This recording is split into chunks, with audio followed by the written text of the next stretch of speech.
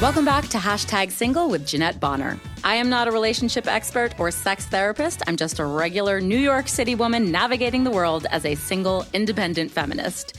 #Single is about having honest conversations with other singles in today's device-obsessed culture.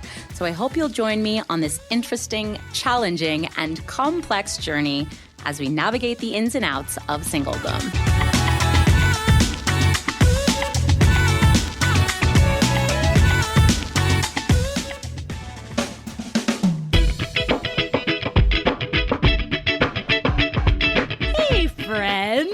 Welcome back to your favorite feminist hub for fabulous single women. Jeanette here, ready to bring you another fantastic episode with a phenomenal guest expert working in the field of relationships and dating.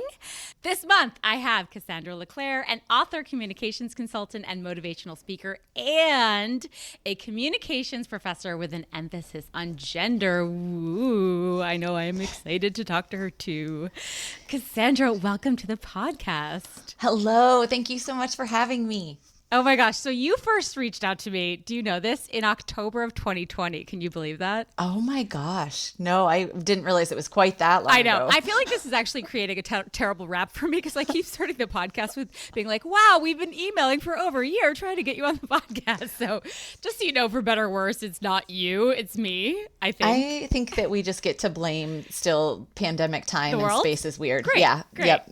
No, you're a crazy busy woman, we should celebrate. And I am a crazy busy woman, and we should not criticize our busy lives. We should celebrate them. So thank God it took us a year to get you here because look how awesome we are. Absolutely. And think about how much more we have to talk about now that we've had this extra year.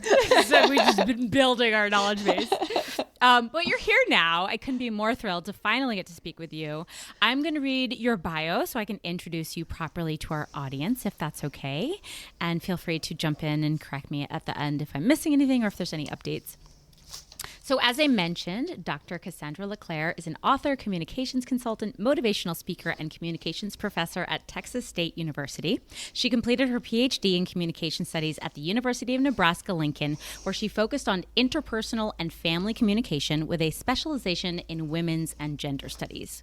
Since 2001, she has taught a variety of classes at the collegiate level, where she encourages her students to explore their own patterns and improve their communication.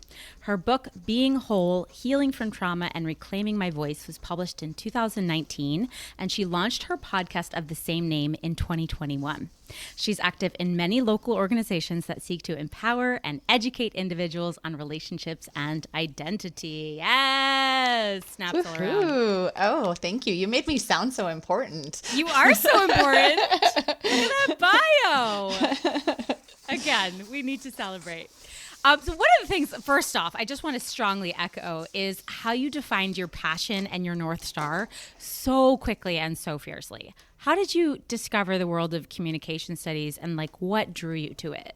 You know, that is kind of the guiding force of my whole life. So it's such a great question. I had a lot of things happen to me in childhood, a lot of childhood trauma, which is kind of the focus of my book as well.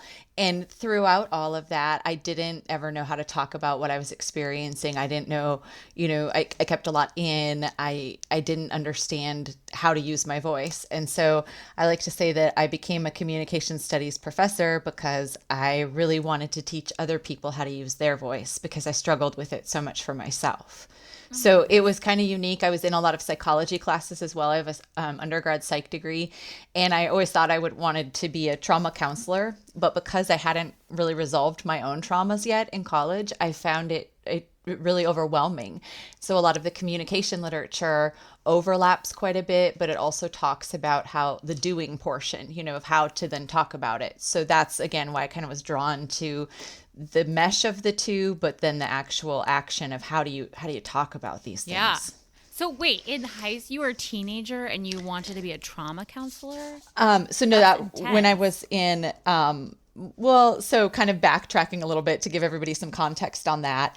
I was sexually abused when I was a child, and I went through that for several years and didn't tell anyone. I didn't talk to anyone about it. Instead of, calling out my abuser and making him the bad guy, I internalized his words and thought that it was my fault and, that I'd never be good enough. So I just need to try to achieve to prove how good I am, those kinds of things. And so it was like through my own constant swirling and anxiety and not understanding and just trying to figure myself out that I was so drawn to, I took abnormal psych and, diagnosed myself with 100 different things in reading the textbook because I was searching and seeking, trying to figure out, like what's wrong with me, not understanding that what was wrong with me was that I had had a trauma that I hadn't healed from. Yeah. So do you think you knew that, did you know that consciously where you were sitting there looking to go to college to pursue this avenue, or do you think that sort of subconsciously guided you in the right direction? I think it was subconscious. I think I didn't realize how much I was seeking, because I had so divorced myself from the idea that anything was still impacting me, because I wanted it to be over. To the point where I just didn't even think about things anymore. I was like, no, that look at how awesome I am. None of that I'm matters. Fine. Yeah. None of that matters. I'm fine. Yep. That. And so much so, especially since I never opened up about it to anyone else, it wasn't like anyone else was asking me if I was really fine. They were just seeing those achievements or seeing, whatever, thinking it's just, my personality or my behavior.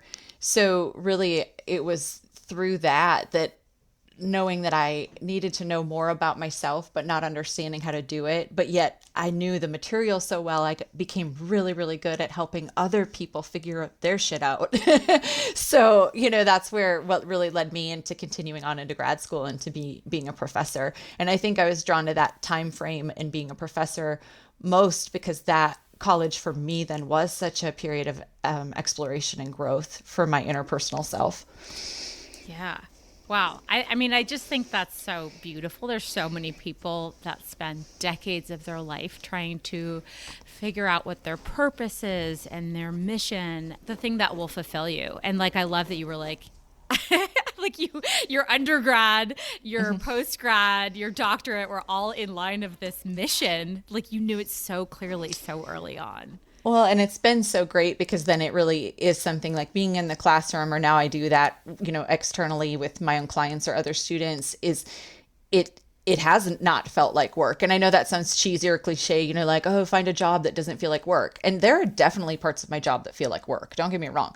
But that space where I get to do that and I get to share that information and I know I'm empowering other people and I know I'm helping them in a way that I really needed, all day long I could do that. And I think I'm so lucky in a way that it was that kind of just guiding push of what I needed to figure out for myself that led me there.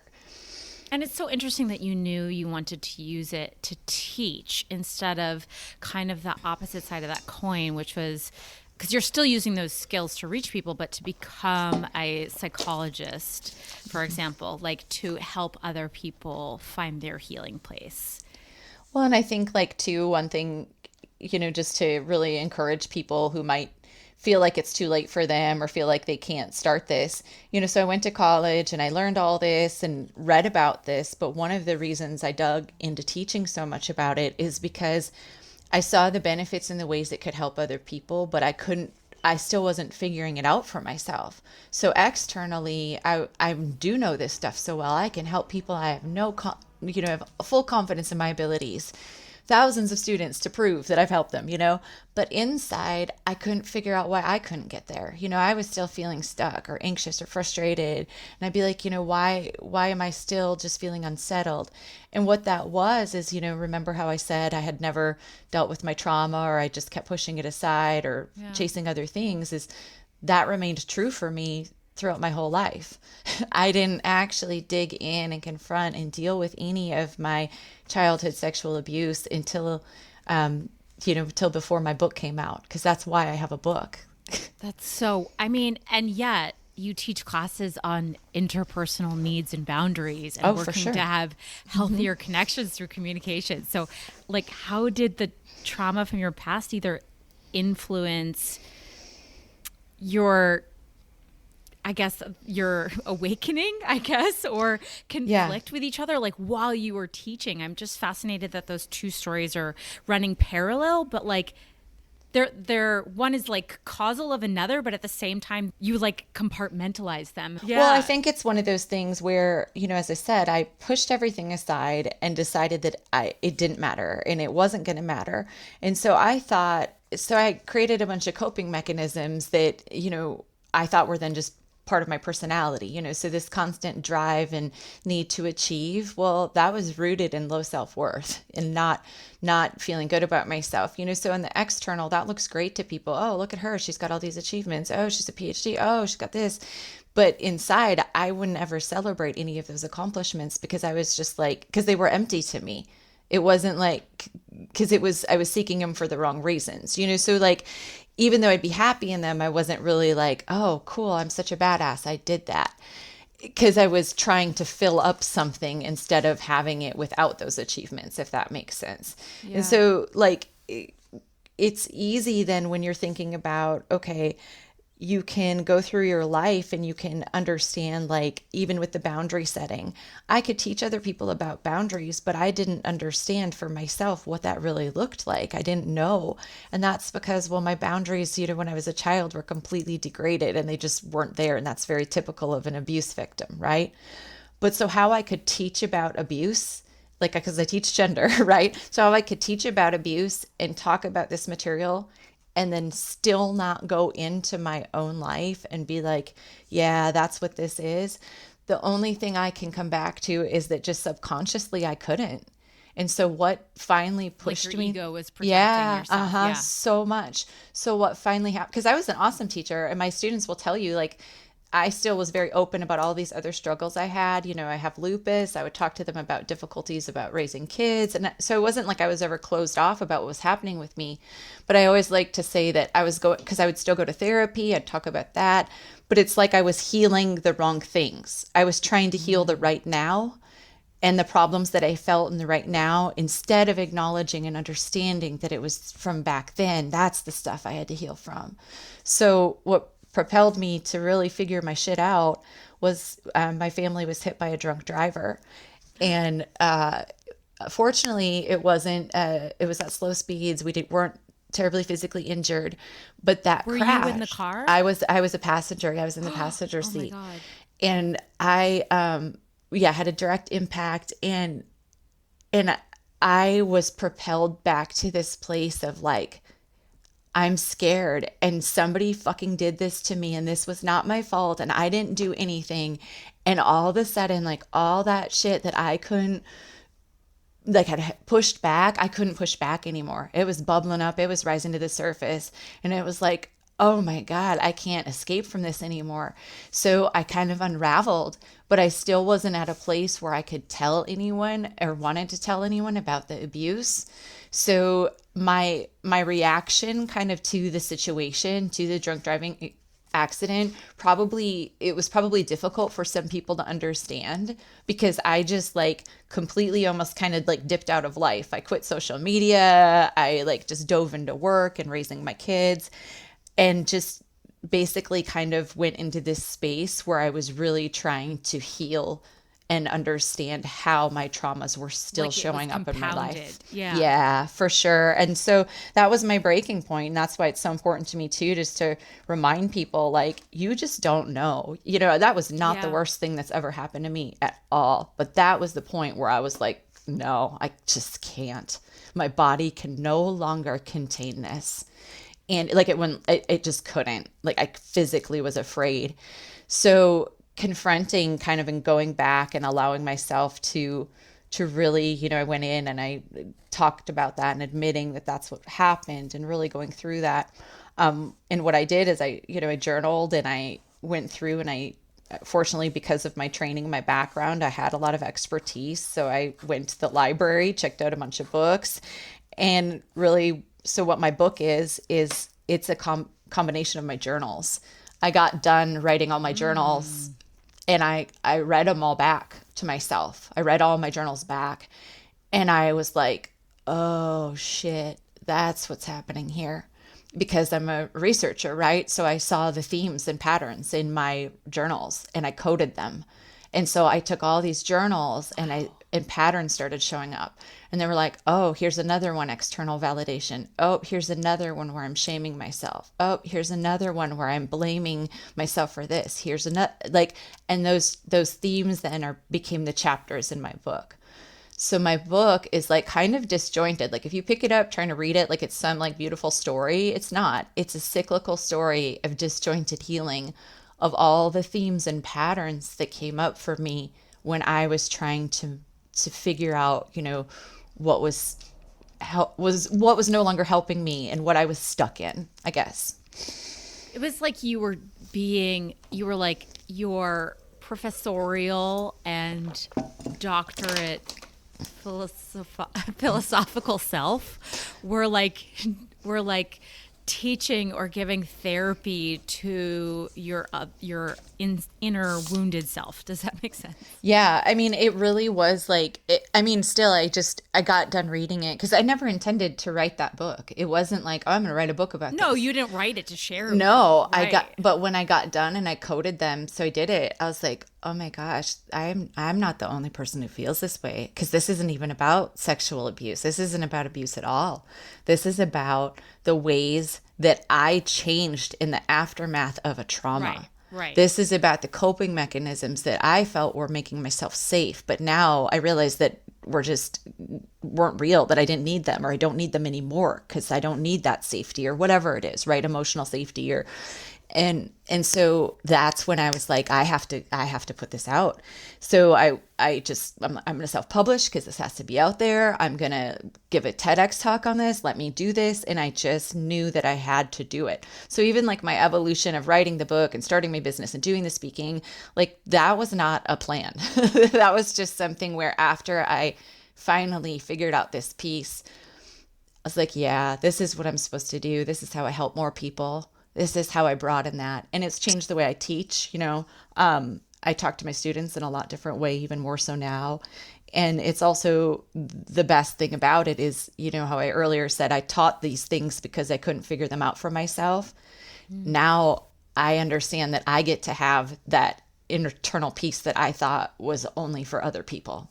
I really just thought I couldn't get that, you know, that it was just not something that I could achieve anymore after all the meds and all the therapy and, you know, whatever else. But yeah, so I don't even know what to say after all that. It's such a fascinating journey, like listening to you speak about it and learning about it. Just, I keep getting struck with the idea that like two things, a physical confrontation, like the catalyst that had to shake you out of yourself had to be like a literal crash, like a literal impact in order to force you out of yourself. Like there's something really fascinating in that, and wondering that if this horrible accident hadn't happened, like how much longer would you have been going through life just kind of continually repressing and compressing the emotions that wanted to come out. But right. Like, and I really believe, and I think this is because I'm an actor and I'm also a Gemini, but I've always believed that we have two sides to ourselves, two halves. That there is, especially with women, there is the caretaker, the person that is like, Jeanette, you have to get up in the morning. Your alarm is going off. No, you have to file your taxes. No, we are going to the gym today. You know what I mean? Like the one that takes care of myself. And then there's the inner me, the baby in me, that is literally like, no, I'm going to have ice cream for dinner and you can shut the fuck up. Like, and I really, I sometimes, if I'm like being really, really artisty, shall we say that, really Gemini-like, I will talk to myself in my two voices. I'll even if I need to be comforted, I will say things like, I got you. I will take care of you. Yeah. And then this story, your story to me, that is nothing is clearer, where you have these two sides, this inner wounded child and this smart, fabulous woman who knows how to take care of herself and is going to move the fuck on and is strong as shit, who finally like said like, no, we're done with this. We're moving on.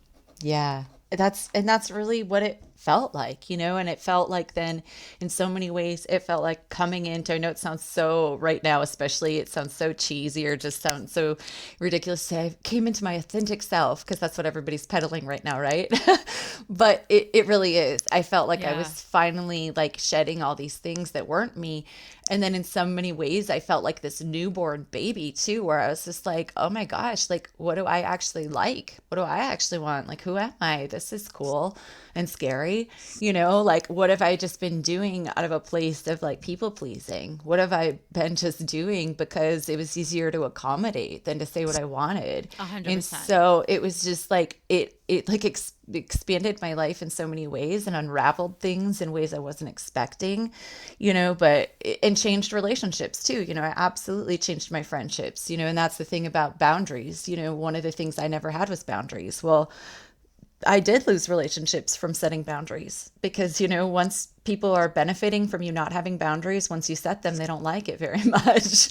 So, just like even understanding that, like, no, I'm fucking powerful and I can take care of myself. Like you were saying, like that person who wants to take care of me now as an adult is understanding the ways that I need to be taken care of as a child that I wasn't, and so really being able to reconcile those things and understand, just some of the ways then even, my emotional reactivity would come out, or really understanding now too. I went back and did a bunch of other certifications to kind of get some more training and understanding about, my nervous system and the ways that our bodies are really kind of driving the show or driving, forces in terms of our expression of emotions, and understanding how to teach other people how to feel their emotions within their bodies so they can have better responses instead of those reactions that then are going to cause them shame later. Because that's the thing, we get in these spaces where we lash out or we have a reaction or we feel unstable or whatever.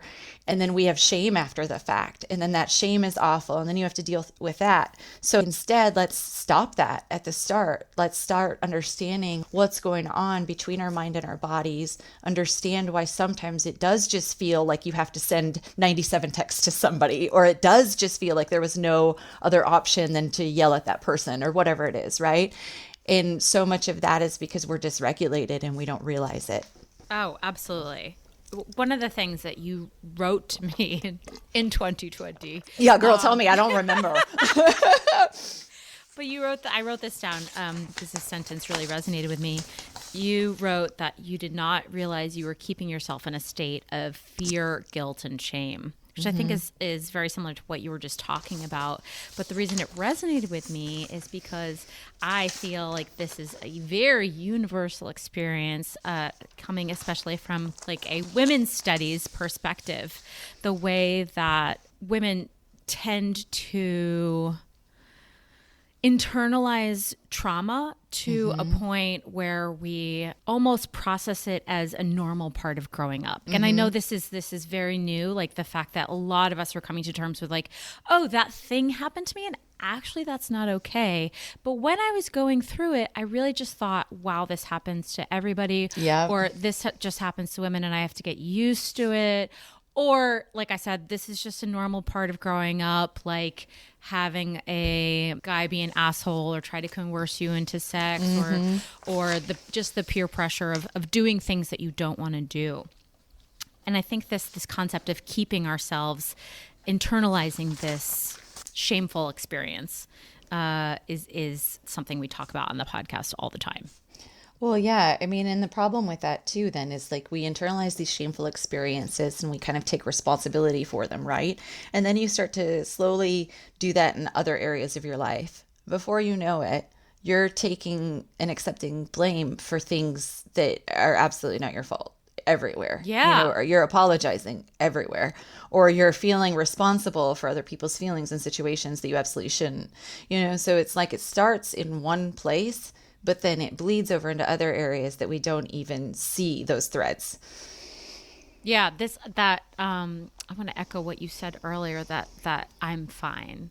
Like I hear that, and I can hear it in my voice. I've heard it from other women. Like, we even do that sometimes when you're like super upset with someone. Like, I did this in my relationship. Every time I was mad at him, instead of actually telling him why I was upset, I constantly would say, I'm fine.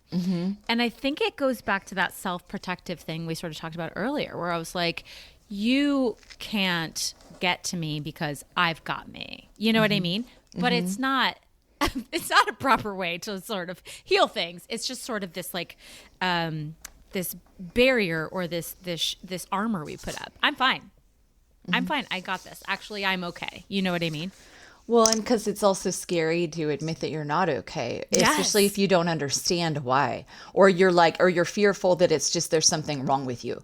And I think that's the big thing, right? Especially in relationships. It's like people a lot of times, if you can't, we can blame other people and we can bitch about our partners or what have you. But a lot of times it's like this fear, when you're dating or something, that it is just like a pattern that's wrong with you, or something that is just a default within, or that's why I'm fine.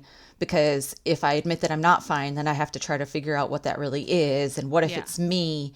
And oh God, oh shit, what then? And that resonates with me even to this day. I mean, I've used I'm fine for decades. I've used I'm fine with my parents when I was mad at them. But even today, I feel like I'm constantly torn between the fact that I'm like, I tell myself I'm fine with being single, but then there's part of me that was like, or am I just telling myself I'm fine with being single? Do you know what I mean? Right. You can get do like a crazy headspin about it. But that sense of I'm not even going to allow myself to acknowledge I'm not fine with it because, and I think this goes back to what you were talking about earlier, it's not something that I can control. And if I really acknowledge that like things are happening to me that I'm not in control, then we get into scary territory. Yeah. Yeah. And that's the thing is like really understanding too, I guess for me, it came down to a point where it's like, how much energy am I going to expend doing one thing versus the other? Okay. So I can expend all this energy being in this guilt or shame cycle or, spiraling out about it or saying I'm fine, but then, having spinning thoughts or whatever, or I can, be that badass woman that I am and really confront that shit. Yeah. And sometimes it's not. Sometimes you're right. That inner child wins and you're like, no, I'm not going to look at that. I'm going to eat some ice cream and sit on the damn couch, But then it's like, okay, you got to, and that's the thing too. Like, that's the cool thing about, sometimes I find it powerful to like look at the research because it does like make me understand then, okay, this is how I can trick my brain into something. So like, for example, your brain is going to tell you the story of like, no, it's this, or this is the easiest route. That's what your brain is going to tell you because it wants you to be comfortable. It wants to be safe. It wants to feel secure. So sometimes like really stepping out of your own storyline that you're telling yourself and challenging that and being like, no, I'm actually not bad at dating. I'm good at it. And here are the examples, or being like, this is why. And so really challenging your brain and challenging that storyline that you're telling yourself, whatever it is, if it's about working out, if it's about dating, if it's about, and check that, because a lot of times it's just, you're needing to step into something that's a little bit, give yourself a little bit of discomfort so you can see if it's an area that you need to grow in instead of staying safe, if that makes sense. Yeah, absolutely. And just like a reframe. I think I constantly, when I'm getting, I feel like you're getting into that cycle, that downward spiral, as people say, of like one negative thought leads to another, where you can like, one impulse purchase becomes, what am I doing with my life? Right. Yeah. Like, right. Well, who am I in the world? And we're all going to die. Just like stopping and reframing and being devil's advocate, if you will. Like, well, what if actually everything is okay? Yeah. And like, honestly, there have been so many times recently where, if I'm afraid of something or if I have anxiety creeping in, like telling myself like, okay, that's not real. That's a storyline. You're telling yourself that. Like, I actually will say these things to myself. And it's because I still need the reminders. And that's what I think is important too. It's like anyone who is walking around making you think that they're perfectly healed and healthy and happy all the time, that's your perception. that's not actually what's happening. Nobody is happy all the time. You know, when people appear to be happy all the time, maybe they are because they're working through the things they need to work through. So rather than think, oh, I should be happy all the time, what's wrong with me? Look at the areas like, okay, well, where are my pain points? Where are those areas of discomfort? And what are their pieces of what pieces of that are making me uncomfortable, you know, like, so where are the areas where I keep coming back to? And for women, there are areas where a lot of times it has to do with our boundaries of what we're willing to settle for, or where we're going to take care of ourselves, or what we want for our lives. And some of that, I think, is just that social conditioning that we've grown up with, you know, of like being afraid to ask or go for what we want because we don't want to seem like overbearing or too aggressive or whatever. Very much so. So let's talk about what you do in relation to hashtag single, if we may. One of the major running theses of hashtag single is that people are largely single today because with the advent of dating apps, there's been this major breakdown in communication. And without proper communication, you have ghosting, you have misunderstanding, misinterpreting, and above all, on like a really basic level, if you don't actually communicate, you just don't go on dates. You get stuck in the hamster wheel of, hey, how are you? What are you up to this weekend? Which I know a lot of us, including myself, are experiencing. So it's a lot to unpack, but, you know, let's start here. Do you cover dating and romantic relationship communication in your classes? Oh, yes. I mean, and plus, since, especially at the college level, that's like a big bulk of our conversation because that's, you know, most of them are in the thick of that space. But it's interesting because I work with a lot of individual clients on some, you know, we do attachment style work, boundary work, things like that. And that's usually the number one thing we're talking about is romantic relationships and figuring out how to really find that for yourself in an authentic way. So what's the hot topic, or what's the number one thing that you feel is like missing or absent in romantic communication? Well, I mean, I think with what you're saying with regard to the apps, you're absolutely right. Like a lot of people are struggling more. So it's getting a little bit better now, I think, as people are kind of venturing back out into the world. But one of the biggest things with apps, in terms of if you're actually looking for a relationship and you're used to having that energetic connection with somebody in person, or you're not trying to build a relationship based on physical appearance, the apps make it kind of difficult to do that, right? Because the first thing you see is somebody's picture or a physical appearance, or you might not have like a great amount in their bio, or again, as you said, like the texting and all of that is weird. Yeah. So really, like, that's a different space that can present its own difficulties, as we all know. So it's really figuring out what are the things that are most important to you that you actually want somebody to know. So those are the things, obviously, we know that, right? Put those things on your bio, lead with those things. But in terms of like the dating world and actual communication, one of the biggest things that I hear about often is that idea of ghosting, or how people will just like kind of flake out. And I think that goes back to the fact that we aren't establishing those connections right away, right? You know, like we used to have a greater fear of ghosting somebody if you actually met them versus, you know, or you had a conversation with them, you might feel a little more guilt about not texting them back versus somebody you're randomly speaking to online or something. So I think like our accountability has really just gone down overall. Why? I'm like asking you for the answers to the world, but I'm just curious. I'm really curious to hear just your opinion and your thoughts. Unfortunately, and I'm like absolutely not trying to blame everything on the last few years either, but I did just read this really interesting article about how we're all basically kind of still in a collective state of grief because we keep wanting things to be like back to normal, but like they're not going to be. Like this is how we have to go, you know, so everybody kind of is in this weird state of limbo. And don't get me wrong, ghosting absolutely existed before the pandemic, okay? That's not what I'm saying. But I think like this idea of being accountable to, or this idea of even follow through, because I think that's gotten worse even on messaging, is that people have this sense of like, you know, I don't know what's real versus I don't know what's not, and I'm overwhelmed and what's going to happen. And so much so, but yet the world around seems like it's getting more normal. So what I'm noticing is that everybody I talk to is feeling that feeling, but they're not really admitting it. or they're not, broadcasting it because it seems like so many other people have their lives back together. So they feel then that there's something wrong with them. Why don't I have my shit back together yet? Or why do I feel overwhelmed? Or, oh, maybe I do want to write that person back, but now I got to think about all these other things, or who knows what's going to happen. So I don't know if that's, part of it. I think it probably is, and just looking at the overwhelm that people feel in general. Yeah, so that's going to be my answer for you. And I love this word, overwhelm. Like, I wonder if it can just all be summed up in that one word, is that people just stop communicating when they feel overwhelmed. I think is that too simplistic?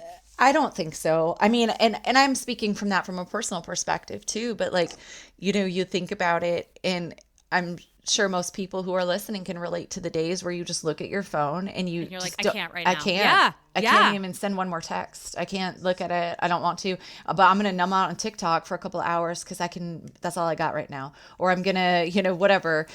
And so, I mean, even with people you love, I don't 100%. Sometimes text my friends back, let alone some random stranger who was messaging me on an app, like, so I don't know. I think some of it, I want to give people the benefit of the doubt because, I mean, surely everybody can't be an asshole, right? I don't know. I live in New York. You know what I mean? Maybe like a solid 85%. I'm going to guess. That's a really interesting concept. I'm going to start paying attention to my own behavior when I don't text back and how I'm feeling. And I think you might be onto something. I think it might just come down to overwhelm. Because and then there's like when I don't respond to guys, like sometimes I feel like I say this out loud because I live alone, and the pandemic has made me talk out loud much more than I used to. But I hear myself saying, I just can't right now. Yeah. And what that is like, you're too much to process, like, or I don't know how to respond to you right now, or you're being too much, or you're being annoying. I can't deal with this because I don't have the space or the emotional capacity to process this properly. And that's overwhelm. Yeah, it's overwhelm. We fixed it. Yeah. Yeah. We figured it out together, Cassandra. We did. Well, I mean, it's like, I think people just don't have the bandwidth anymore. And some of that, when you look at, like, you're like, oh, well, but my life hasn't changed. And that's why I was bringing up that article about collective grief, because it's like, when you're in that space and there's like the outside uncertainty in the world, like, it doesn't matter if your life is the same. There's an undercurrent of shit that's not okay, and look at in the world right now, there's still a major undercurrent of shit that's not okay. Yeah. So, and then even to like, the good thing I think about framing it in this way, or what it does for me when I look at overwhelm, is so my friends absolutely know that when I don't text them back, like, they shouldn't take it personally. So if you start to like frame it for yourself that way too, like, okay, everybody who doesn't text me back is overwhelmed, or whatever you're going to decide it is, then you'll start to see the ways that you were spending energy taking that shit personally. Totally. Yeah. And Absolutely. Then it frees you up in a lot of ways. And then it also frees you up, just in terms of like, when you don't text somebody back, you'll be like, okay, I was overwhelmed. So I'm not going to beat myself up that I forgot to do that. Cause I'm also the queen of like reading a message and thinking I've responded because I've thought about it, but I haven't actually sent them, as evidenced by you and my email chain. Right. Right. We were both guilty. And oh my gosh. I mean, I do that too. So bad. My friend Kat and I are constantly saying to each other, I thought I responded to you. Yeah. Yeah. I think that's something definitely women do, where you're like multitasking times 100, and your brain is going like, you're figuring out the answer, but you never actually communicate it. Yeah. Yeah. And so I think too, just like really, understanding the places like where that comes up for you and what that looks like, because for me, it absolutely does come up in my communication. And especially too, for me, like when I've talked all day at work, or I've had a really big day where I've like used a bunch of, extroversion or something that I didn't plan to use, or I, have gone out of my way and had to talk a bunch. I get home and I'm just tired. I'm just done with it. I'm just done with it. And so just like you said, I just can't right now. Yeah. And that sometimes has to do with the person. Sometimes it is like, a person who wants to unload. And so that's also or is cool. really needy. Right. Yeah. And so it is also a cool feeling to be able to have friends or whoever in your life when you can say that, like, hey, yeah, I'll listen to you, but I don't have the space right now to do that. And what that has taught me then too is to ask other people now before I vent or unload on them. Like, hey, do you have space for this? Hey, can I actually? Love that. Yeah, because we do that to people all the time, right? But then we get annoyed when people do it to us. So like really recognizing like, So true. hey, I have something I need to talk about. Do you have space? That's how I like to phrase it, is like, do you have space to listen? Because then it gives somebody a chance to say like, you know what, I actually don't, or I really do want to listen, but I can't give you that emotional response right now. And that's so much healthier, because like, it's better for me to tell you, hey, I don't have space to listen to you, than for me to listen to you and get resentful at you and then give you a pissy response, or not one that's very great because I didn't have the space for it. Like, Yeah, there's nothing truer. And it also goes back to what we touched on very briefly at the top of the episode. Like, it's boundary setting. It's communicating your boundaries. Like, I don't have space for you right now, or setting or asking people what their boundaries are. Yeah. And like, that's like the basis of good communication and friendship and relationships, I think, is like knowing everybody's like yes and no points. absolutely. And then and just allowing yourself to figure out what that is. A lot of times we don't know what our boundaries are until they're crossed. And that's what makes them hard, right? Is then you go in to set a boundary later and somebody's like, but that was okay with you before, or whatever. And so even allowing yourself to set new boundaries if behavior comes up that's not acceptable to you now, like, you absolutely get to decide that. Right. So like, and some of that I think has changed for people too over the last, few years. So like, back to the dating apps too, maybe before it was like you were going to keep then messaging somebody who you were kind of into, or was only messaging you back periodically. So what about now if you set the new boundary and decide like, no, I don't want that. That's not okay for me. Or, this is what I'm going to accept for responsiveness, or this is what I'm going to accept for, communication, and seeing what those things feel like to people individually too is really important. And it's totally easier said than done. Like, I'm Oh, guilty of course. myself. Like, I'm going through this right now because there's a guy I went on a first date with, and it went really well. And we both talked about having a second date. I asked him on the second date. He was unavailable. I asked him on a third. Well, I asked him again the next weekend. He was unavailable. He said, let's get coffee. I reached out to him when I was in his neighborhood. He didn't get back to me all day. So I was like, yo, I asked you 3 times, and that's kind of my boundary. So I just didn't respond, and then like a week passed, and I finally was like, I just wrote a text, and I will be completely transparent and say this language did not come from me, but it comes from an amazing coach named Erica Etten, who's been on the podcast, and I follow her on Instagram, and she gave me this language, but I was like, listen, the smart Jeanette needs to adult right now. And I said, like, I really enjoyed speaking with you, but, I'm starting to feel kind of silly by continually asking you to get together. I'm curious if you would like to meet again. Let me know your thoughts. And he wrote back, and it goes back to overwhelm. He's looking for a new apartment. And wow. Part of me was like, yo, you could just be like, how's your Saturday when you're looking for a right. But now that when I'm talking to you, I'm realizing like he just did not have the emotional bandwidth or the brain space to be thinking of me or communicating me when he's trying to figure out his living space. So anyway. But that was so good. I mean, but look at what that simple text did for you. I could have just ignored him and deleted him and been like, well, Right. I tried, and this guy's not there's no follow through. Right. You could have done that and thought about him, or you could have internalized it. Some people would internalize it, like make it about themselves and their downfalls or what have you, or we villainize the other instead of being able to do exactly what you did, like setting a boundary or asking for clarification, and then seeing what is real versus what's a storyline. Yeah. And he totally reconnected, and he was like, I'm so sorry. I would like to see you again. And yesterday he just sent me a text that was like, how was your week? So I was like, all right, we might get the train back on the track, Yeah. I feel quite good about myself. Absolutely. And if he wouldn't have written back, then you also would have known too, right? So it gives you some Right. clarification and some clarity. And so I think like that's so important too, is like, look at the spaces in your life, not just with dating, but with everything. Like, where do you keep coming back to? Like, what are you spending emotional energy on thinking about over and over? And is there a space then, where you can set a boundary or ask for clarification or make a change? Because we fail to realize like how that kind of undercurrent of whatever it is is taking up space.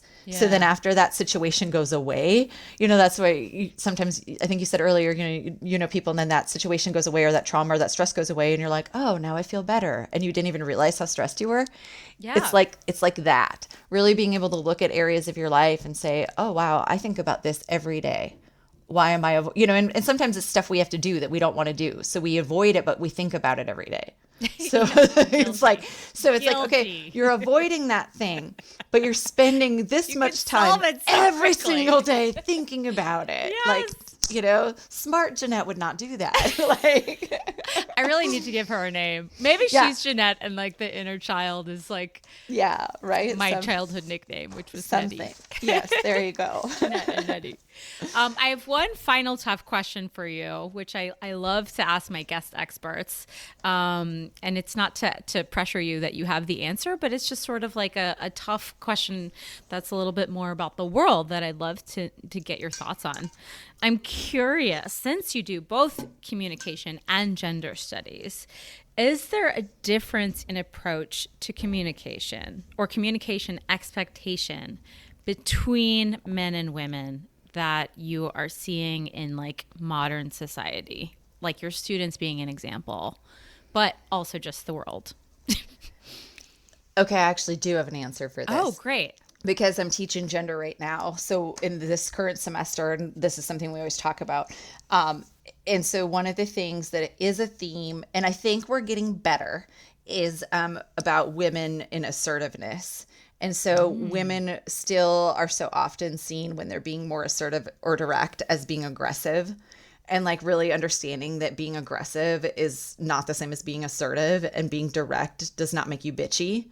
And I know that sounds like something that we've talked about over and over, but like that's still a thing and this still comes up. And so my students have even talked about, in emails, like trying to write like more LOLs or ha-has or smiley faces or pleases and thank yous and all of those kinds of things. And so like that type of expectation of pleasantries and niceness and warmth, that women, it's like an extra layer of trying to exude that versus like being able to still be, kind and caring, but state a direct sentence without having to, like go around the bush, beat around the bush, or soften it. Yeah. Or hedge it, or ask a tag question at the end. And so that has to do so much with just, women again, I know I'm talking a lot about space, but it's like we're afraid to take up space, so we make ourselves smaller. And that's really what that is. And that's an expectation that is not the same. That is different for men still with communication. When we see men, they're supposed to be, direct and assertive and bold and strong. And I know that sounds so gender stereotypical, everything I just said. And most of the time there aren't those, stark contrasts. And when you look at the research about how men and women actually communicate, men aren't from Mars, women aren't from Venus, that kind of thing. But it really is more in the perception of how we're allowed to communicate. Yeah. It's so crazy that like it's 2022 and we're like still dealing with that. Yeah, it is. Because I ask my gender students, they have journals every week, so I'll ask them to give me their experiences like with objectification or with whatever. And they get to either write from their personal standpoint or things that they know about if they don't feel comfortable with that.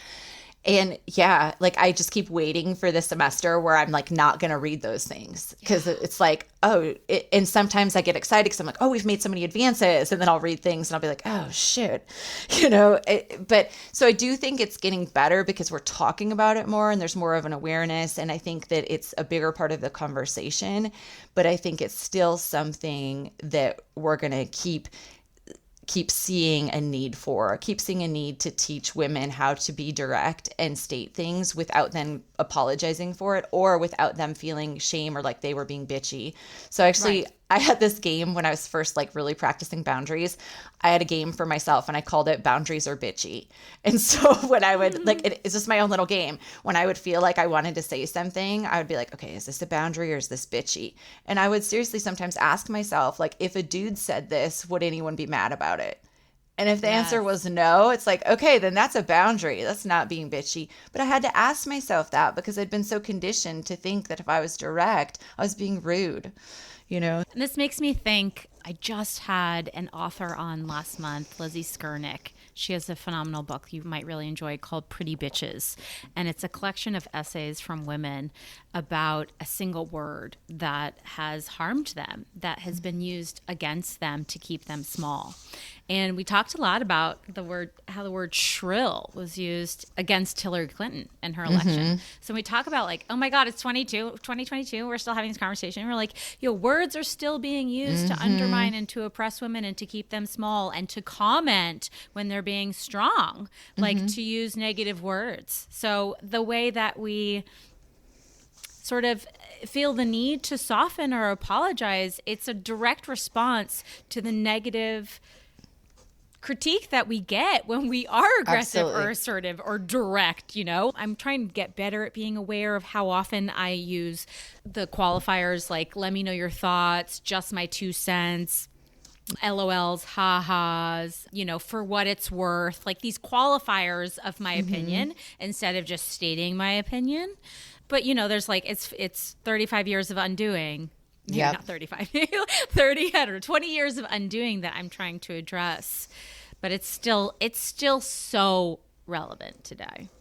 It is. And I think it just comes out in ways that we don't even notice as well. Yes, absolutely.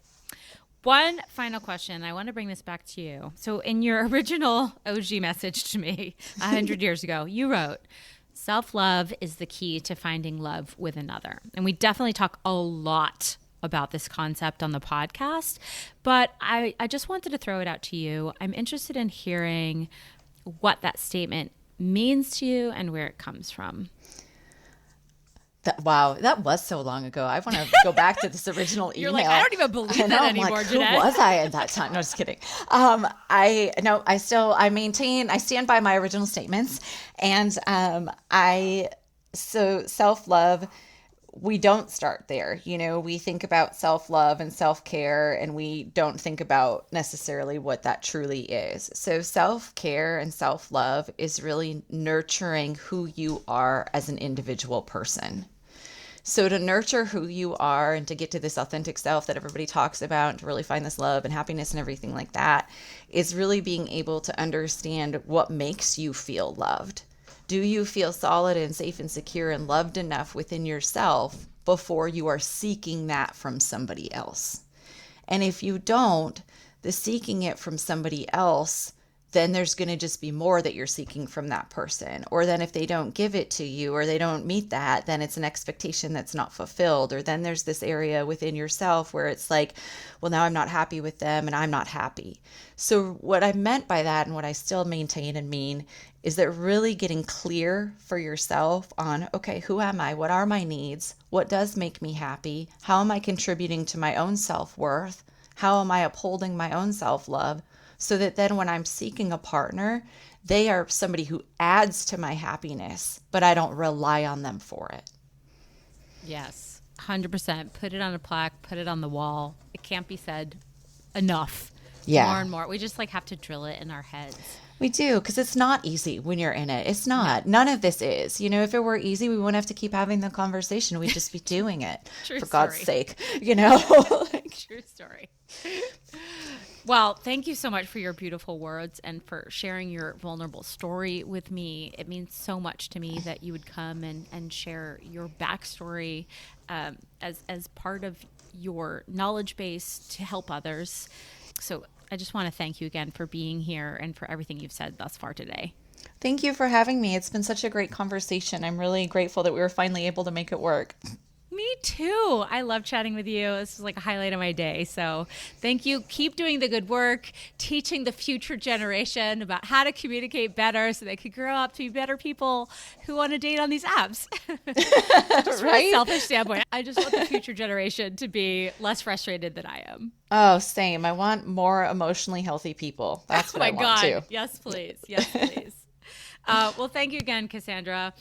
Guys, if you liked listening to this episode, if it resonates with you, if you feel like you have a friend who's struggling with communication and boundary issues, consider passing it along to them and making their day. As always, we're having the best conversations over on Instagram at #SinglePod. Please come join us. And if you're feeling extra sprightly today, maybe you would consider giving a generous rating and review on Apple Podcasts or whatever platform you're listening on right now. That's it for this episode of Hashtag Single. I look forward to bringing you a brand new episode in 2 weeks with another Badcast female podcaster. Have a great week. That's all for this episode. We will catch you next time.